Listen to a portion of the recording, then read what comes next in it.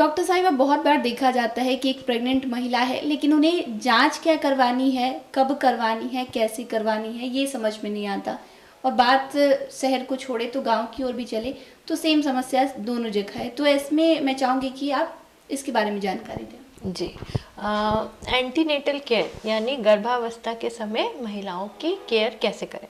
तो सबसे पहले तो मैं बताना चाहूँगी कि गर्भ धारण करने से पहले एक प्री नेटल काउंसलिंग होती है, जिसमें गर्भवती महिलाओं को ये बताया जाता है कि अगर उनको मानसिक रूप से गर्भ धारण करने के लिए तैयार किया जाता है।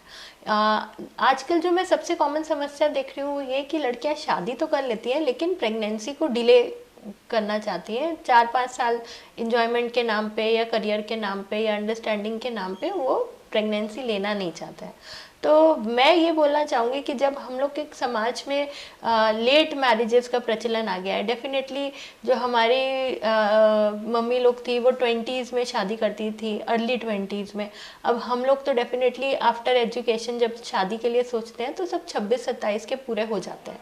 तो डेफिनेटली जब हम लोग गर्भ धारण करेंगे तो 30+ हो जाएंगे। तो 30+ में अगर हम लोग देखें बायोलॉजिकली तो बहुत सारी प्रॉब्लम्स महिलाओं में आना शुरू हो जाती हैं, जिसमें कॉमन है कुछ हार्मोन से संबंधित बीमारियां जैसे thyroid disorders, ovarian cyst, fibroids और उसके अलावा वेट गेन या फिर मल्टीपल सेक्सुअल ट्रांसमिटेड इन्फेक्शंस, जिस वजह से ट्यूब्स अनहेल्दी हो जाती हैं। और ये सब जो कंबाइंड कारण है ना, ये सब जाके इनफर्टिलिटी की ओर महिलाओं को बढ़ाता है। तो सबसे पहले तो मैं ये कहना चाहूँगी कि गर्भ धारण करने के लिए जब आप शादी करने का मन बनाते हैं तो 1-2 वर्ष में बच्चा पैदा करने के लिए भी मन जरूर बनाइए, अनलेस कि वो आपके लिए एकदम मजबूरी का विषय नहीं हो जाए कि आप रख ही नहीं सकते हैं। तो सबसे पहले तो अर्ली प्रेगनेंसी ही मंत्र है बीमारियों से बचने का।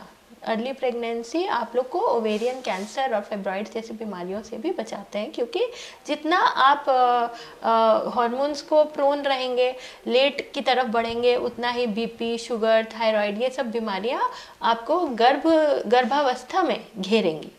और गर्भ धारण जब कर लेती हैं महिलाएं तो या जब शादी के बाद ही जब आप प्रेगनेंसी के लिए प्लान कर रहे हैं तो उस समय एक फोलिक एसिड, एक छोटी सी दवा है एकदम, उसको अगर आप लेती हैं स्पेशली 1 महीना पहले गर्भ धारण जब आप करना चाह रही हैं या आप ट्राई करना चाह रहे हैं, जब आप प्लान कर रहे हैं प्रेगनेंसी के लिए, तो 1 महीना पहले उससे मिनिमम वो फोलिक एसिड की टैबलेट शुरू करें और उसको फिर 3 महीने बाद तक खाना होता है। अब क्योंकि आप over the counter folic acid definitely नहीं लेंगे तो प्री नेटल काउंसलिंग बना हुआ है, एक प्रॉपर कंसेप्ट है जो इसके लिए प्री नेटल काउंसलिंग के लिए आप एक बार जाके अपनी गायनेकोलॉजिस्ट से मिलें, अपना एक चेकअप करवाएं, ताकि आपको पता रहे कि एक मिनिमम अल्ट्रासाउंड करवाएं कि आप में क्या बीमारी है। और गर्भ के दौरान आप अपना मिनिमम गर्भ धारण करने के बाद प्रेगनेंसी जो है वो यूट्रस में आई है कि नहीं आई है, उसके लिए अर्ली स्कैन होता है कि अल्ट्रा डेटिंग स्कैन उसे बोलते हैं, कि जो प्रेगनेंसी है वो ट्यूब में नहीं है, प्रेगनेंसी